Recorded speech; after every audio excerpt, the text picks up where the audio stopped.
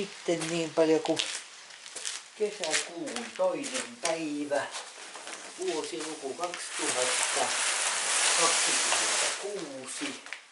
Ja siinä on tämän kevään poteissa kasvatetut ensimmäiset perunat. Ja nyt olisi tarkoitus kurkata, että saataisiko sieltä tälle päivälle syöntipäriä. Syöntiperunoita. Katsotaan miltä se näyttää. Onko siellä mitään syötävää? Saadaanko tää irti tuolta otettua? On niin tiukassa.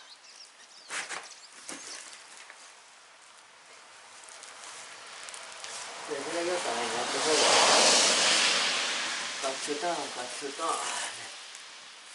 Sanoi lääkäri.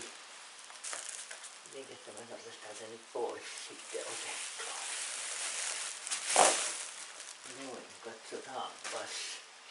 Löytyy sieltä perunoita.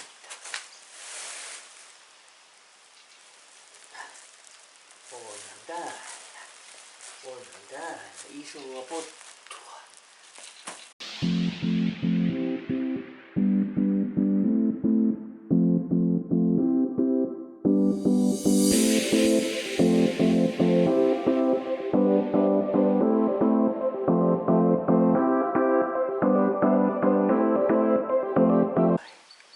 Siinä minun perunani. Yhdestä potista tuon verran perunaa. Hyvän kokostakin siellä näkyy olevan ihan.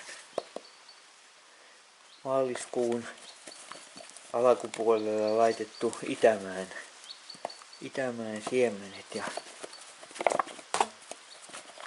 tuolla taisi olla kaikista suurin peruna tuolla alla. No, tuommoinen jööt sieltä löytyy. Kyllä näistä syötävää on 2 hengelle kummasti pariksi kertaa. No niin, se olisi sitten tämän kesän toinen perunapotti vuorossa. Katsotaan löytyykö täältä mitään potatusta. Saanko sen irti tuolta, sain sen irti. Katsotaan löytyykö vai eikä. Kohta se selviää. Onhan täällä perunaa. Ei ehkä niin isoa mitä ensimmäisellä kerralla, mutta määrältään enemmän.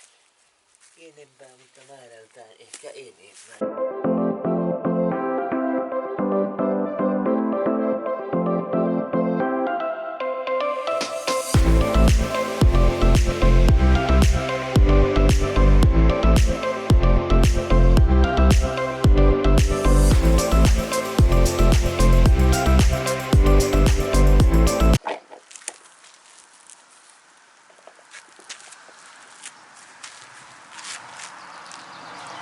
Siinä.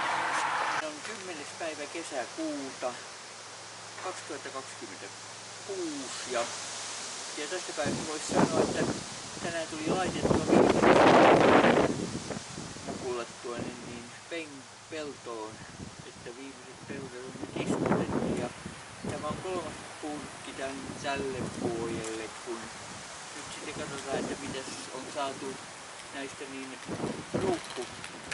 ruukussa kasvatetusta perunoista, niin mikä on sieltä vaikutuksesta. Katsotaanpa nyt sitten 3. potti tälle kesälle tai keväälle.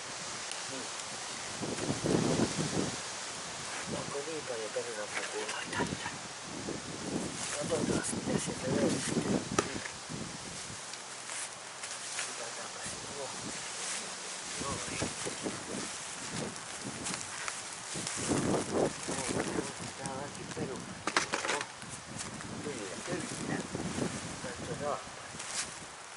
Onhan täällä ja isoa kuin mikä. Hyvän näköistä pottua.